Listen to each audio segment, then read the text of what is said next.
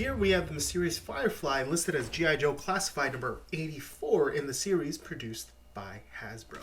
There's lots to unpack here as we take a look at Firefly, who originally debuted as a 3.75 action figure back in 1984, of which this figure is heavily influenced. So if we take a look at the box, unfortunately completely underwhelming because you can't see the figure inside and you're basically relying on these glamour shots to figure out what's going on inside. Luckily, there's not too much left to question here. There is no face sculpt to mess up on because he's wearing a mask, so that's one thing that QA can't possibly miss. However, of course, the eyes could potentially be wonky. According to Cell Sheet, Firefly comes ready for adventure with multiple points of articulation for high posability.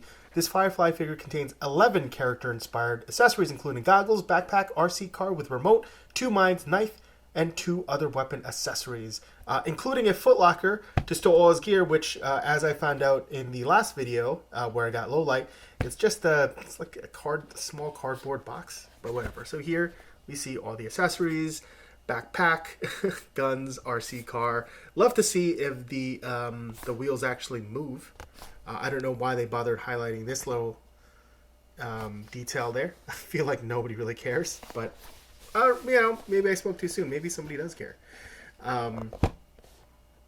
Once again, you're kind of, if you're buying this retail and not online, you're kind of at the behest of whoever may or may not have returned it. And who knows, maybe you have a Drax figure inside or maybe you have a Firefly. Anyway, no one knows Firefly's real name or what he looks like. He's only known by his work. And quote unquote, even Cobra Commander doesn't know much about Firefly. His fees are paid into a numbered Swiss bank account and are always payable in advance. He makes no guarantees and gives no refunds. End quote. Wow. I'd love if I could do that for my job where, my supervisor would come up to me, hey, lots to unpack. We need you to do something. And I'd be like, pay me money first. And I may or may not get to it at some time in the future. Anyway, let's open the toy.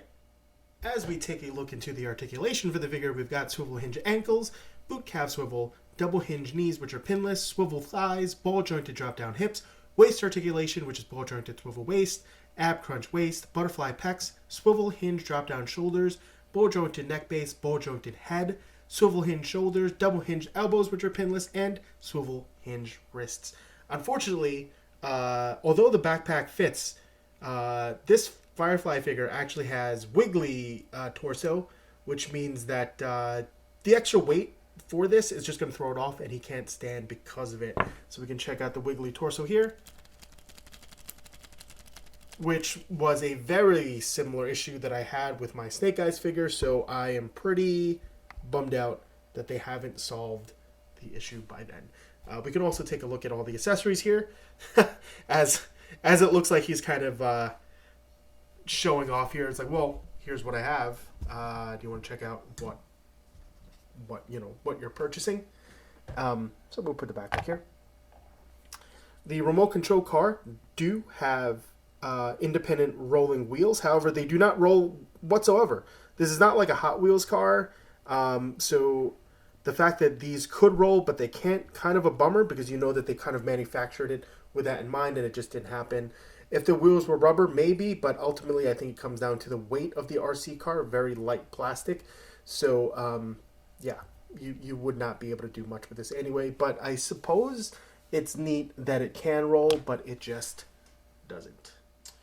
Absolutely one of my favorite figures as a kid, along with my Storm Shadow, Alley Viper, and the 1992 Snake Eyes.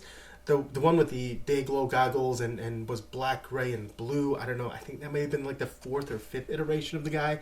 I had bought this figure, Firefly, eventually to kit bash into Solid Snake for my absolute favorite game, Metal Gear Solid. So I've kind of been collecting figures with the kinds of aesthetic parts that Solid Snake would need.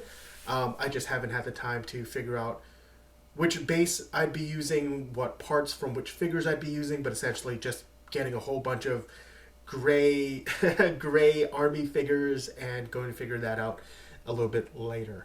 But I could pick up another Firefly on sale in the future just to add Firefly back to the collection, hopefully on sale and hopefully with less of a wiggly torso.